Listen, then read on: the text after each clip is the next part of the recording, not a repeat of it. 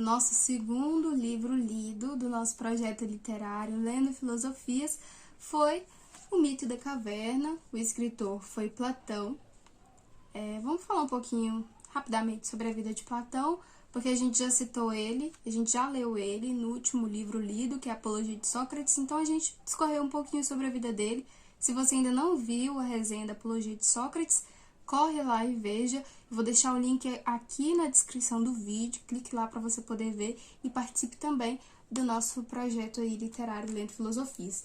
Bem, pouco se sabe rigorosamente sobre a vida de Platão, e todos os livros que eu já li escritos por Platão, todos eles falam a mesma coisa.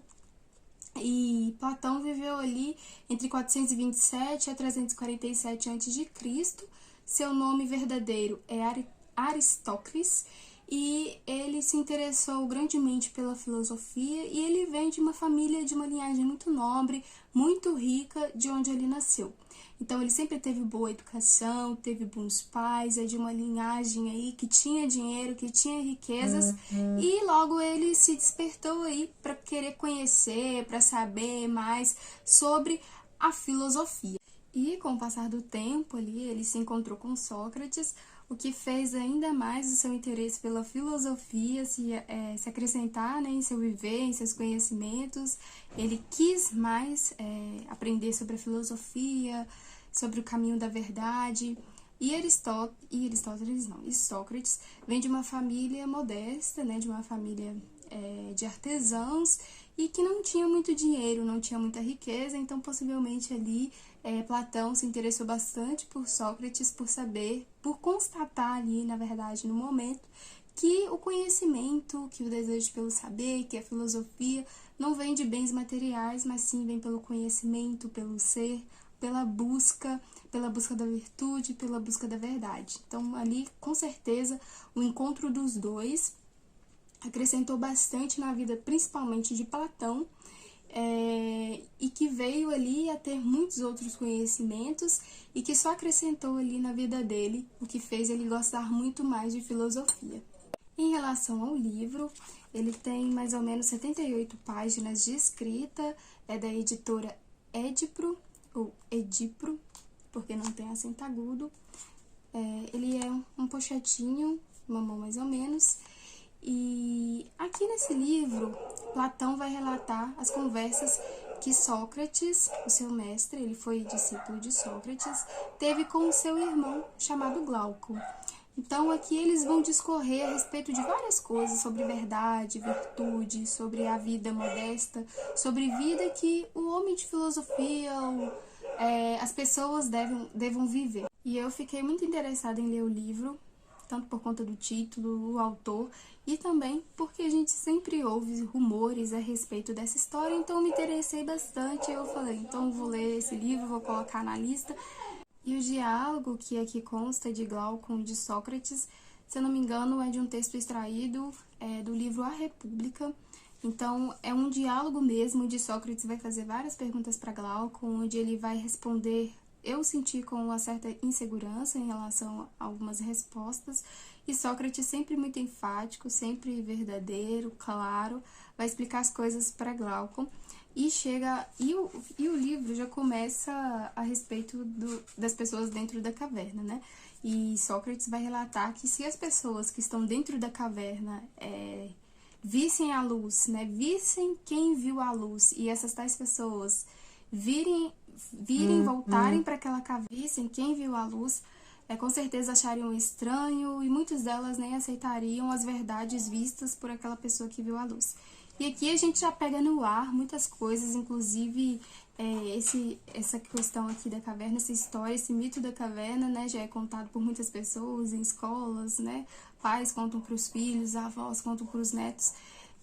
E Sócrates faz uma grande alusão, né? Ele dá a entender muitas coisas com esse mito da caverna, especificamente com esse momento em que ele vai falar, vai explicar a respeito de Sócrates, sobre quem viu a luz, sobre quem ainda permanece nas trevas, né? É uma alusão muito boa que ele usou para dizer que muitas vezes as pessoas vivem nas trevas, né? Cresce dentro de um sistema vamos dizer, de regra, né, de uma verdade em que essa verdade não é verdade, é uma verdade apenas para elas. Como elas acreditam que essa é uma verdade e que isso é irrevogável, elas são impedidas por acreditarem naquilo, de ver realmente qual é a luz, né? De verem, de vir a razão, né? De conhecer o que é real, do que é o belo, do que é o perfeito, vamos dizer assim. Sócrates vai pedir para Glaucon imaginar, né, as pessoas ali dentro da caverna. É um diálogo bem gostoso de se ler, principalmente nessa primeira parte, porque essa primeira parte vai tratar especificamente de Sócrates falando para ele sobre a caverna, sobre a escuridão, sobre a luz, sobre pessoas, né, sobre julgamentos. E Sócrates também vai falar a respeito de sombras, né, pessoas que vivem por sombras, né, muitas vezes. E a gente também pode fazer uma alusão dessas sombras em relação a sombras de julgamentos que muitas vezes a sociedade faz, de coisas que para alguns são inquestionáveis, vamos dizer assim.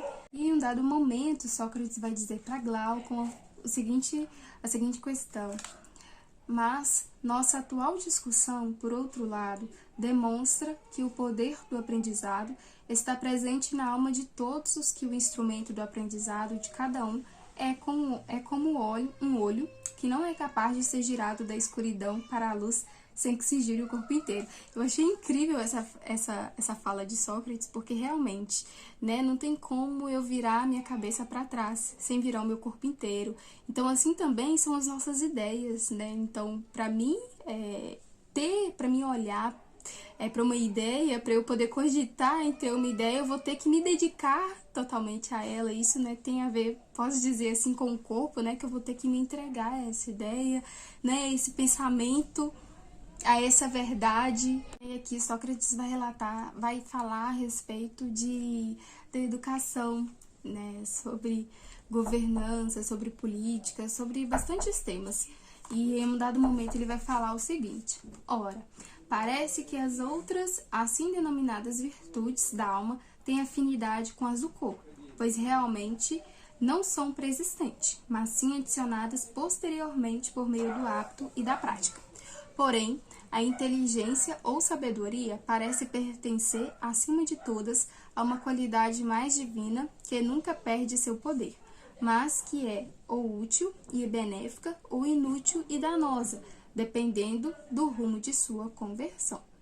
Ou nunca ouviste falar das pessoas tidas como más, ainda que inteligentes, sobre quão aguda é a visão de suas pequenas almas e quão nitidamente essa distingue as coisas para as quais se voltou? Isso mostra que sua visão não é inferior, mas sim compelida a servir maus propósitos, de modo que quanto mais aguda sua visão, mais mal realiza.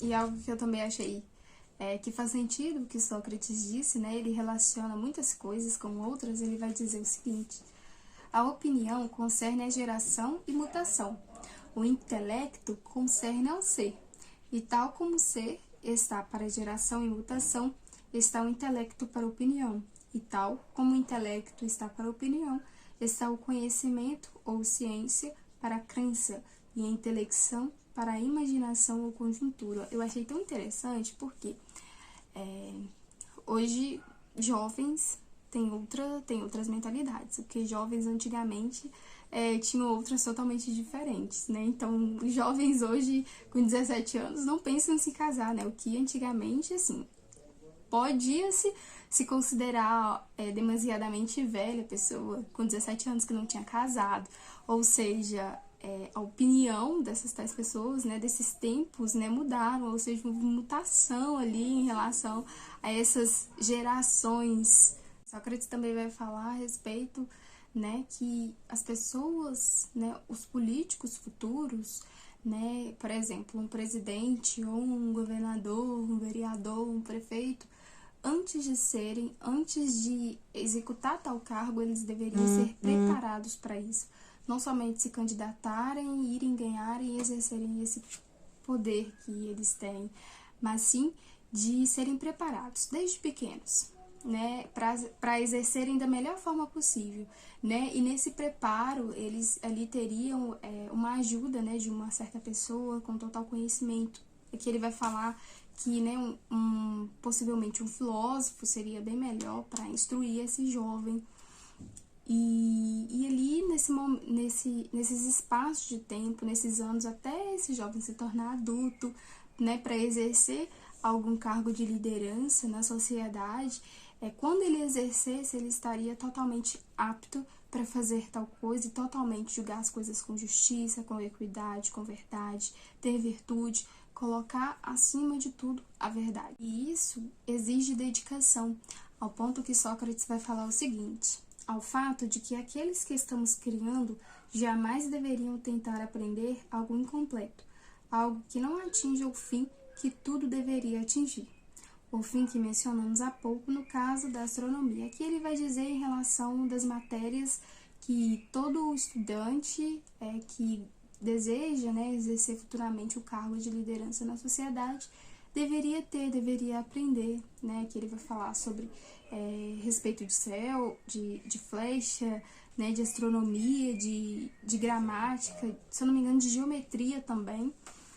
Sócrates vai ser muito detalhista ao dizer como que um governante deve ser, como que um prefeito, um vereador, um presidente deve ser. E ele vai falar o seguinte: temos de selecionar os mais estáveis, os mais corajosos e, na medida do possível, os mais graciosos. Complementarmente, é preciso que não nos restringamos a buscar pessoas que tenham caráter nobre e viril, mas pessoas que possuam as qualidades naturais que se coadunam com o tipo de educação que sustentamos. Tem de ser perspicazes no trato das matérias e aprendê-las com facilidade, pois as almas humanas desistem muito mais facilmente diante do estudo árduo do que diante da ginástica, uma vez que o esforço penoso, sendo peculiar a elas e não partilhado com seus corpos, as toca mais intimamente. Temos também de buscar alguém que seja detentor de boa memória, persistente e em todos os aspectos em amante do trabalho árduo. Então, Sócrates vai falar aqui sobre trabalho, né, sobre as características de um governante, alguém que exerça um cargo de liderança sobre outros. E eu achei muito definido, assim, a respeito disso, né, ter boa memória, né, por que um governante teria boa memória, né? Eu sei que existem, né, muitas agendas, mas realmente precisa ter boa memória, aprender com facilidade, leitura de leis e etc. E ele vai falar selecionar os mais estáveis. Eu achei incrível essa colocação dele a respeito de pessoas estáveis, né? Porque nós vemos hoje em dia muitas pessoas que são instáveis. Infelizmente, querem exercer liderança sem serem estáveis, ou seja, os seus subordinados também serão, porque os subordinados é um espelho da liderança.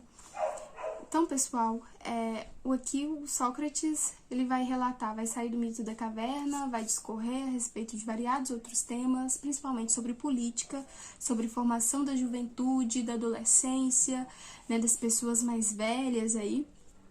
E ele vai dar variados conselhos em relação à virtude, à verdade. E a minha impressão sobre o livro eu achava que Platão ia discorrer mais um pouco a respeito do mito da caverna, e não foi isso que aconteceu. Então, o mito da caverna foi um pouquinho só, foi só no começo do livro, e depois Sócrates já começou a entrar em demasiados outros assuntos, então ele não ficou ali no mito da caverna, e não ficou explicando, né, entrando a fundo ali a respeito de sombras, né, de escuridão, de luz e etc. Mas deixou que as pessoas que lessem entendessem por si mesmas, vamos dizer assim, né, e outras coisas ele foi mais detalhista. Mas assim, eu recomendo ele. Eu confesso que eu esperava que Platão discorresse um pouquinho mais a respeito do mito da caverna, afinal ele é muito conhecido, mas não foi realmente o que eu esperava em relação em se tocar mais no assunto do mito da caverna. Mas, no geral, eu gostei, a capa é boa, a edição também é boa, aqui também tem outras obras de Platão.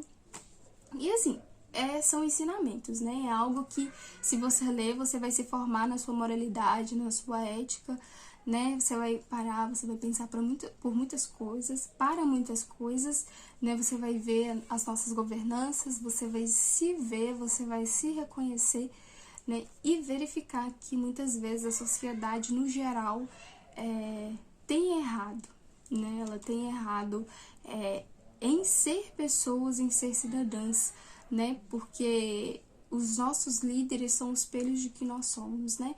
Então, Sócrates também vai falar a respeito, né? Vai dar alusões a muitas questões, né, de julgamentos, né? E muitas vezes também julga-se quem está no poder, mas a gente não sabe o que essas pessoas passam, né? Para continuarem a estar ali, né? Existe muita baderna, vamos dizer assim, em relação ao poderio, né? E Sócrates, como nós vimos na resenha anterior, ele ensina que nós temos uma hierarquia, nós temos que segui-la, né? E isso coincide muito bem com a Bíblia, quando o apóstolo Paulo vai dizer que todas as autoridades são constituídas por Deus. Então, pessoal, eu agradeço por você ter me assistido até aqui, eu espero que você tenha gostado, curte no vídeo, se inscreva no canal, compartilhe com os seus amigos e até a próxima resenha. Eu estou muito feliz por esse projeto, espero que você tenha gostado.